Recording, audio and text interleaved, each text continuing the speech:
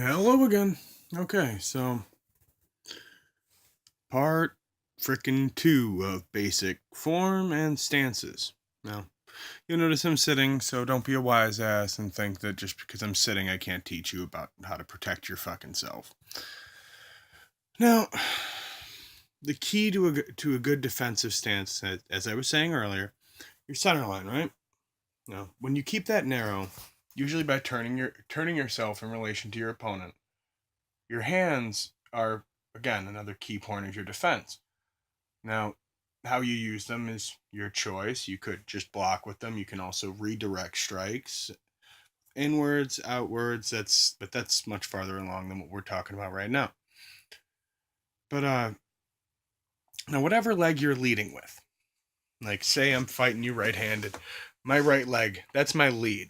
Now my lead is not going to have all my body weight on it. Okay? And you don't want to ever shift all of your weight onto your lead leg because that's what your opponent's going to be kicking at. And if you put your entire fat ass's weight on it, you're probably going to get it broken if they kick you the right way. Okay? So, your back leg is your post. At least that's what I call it. Most of your weight's going to be there. You're never ever going to lock your back leg. You're just not. As you get struck, you absorb the impact and allow your weight to shift back onto that rear leg, right? Almost like you're leaning back and forth. Do, do, do, do, do. Okay? So hopefully you get that.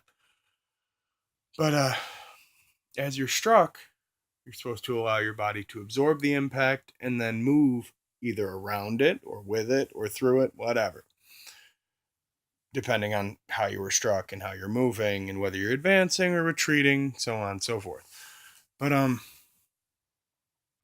you got to keep your center line safe because like you have like right here, right at the bottom of your breastbone, like if you go from your nipple about 3 inches in and then down till you feel till right above where you get soft where your belly is.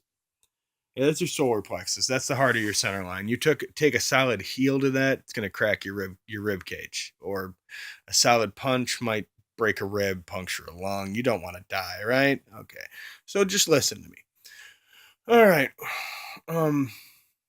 Last little point on stance and hands is when you're defending your face, try to redirect, like when you go to block, try to redirect your opponent, the force of your opponent's strike. So like if say somebody's punching me from say throwing a right from over here somewhere, and I go to defend my face using this hand, which would be like if I'm leading with my right, this would be my left hand.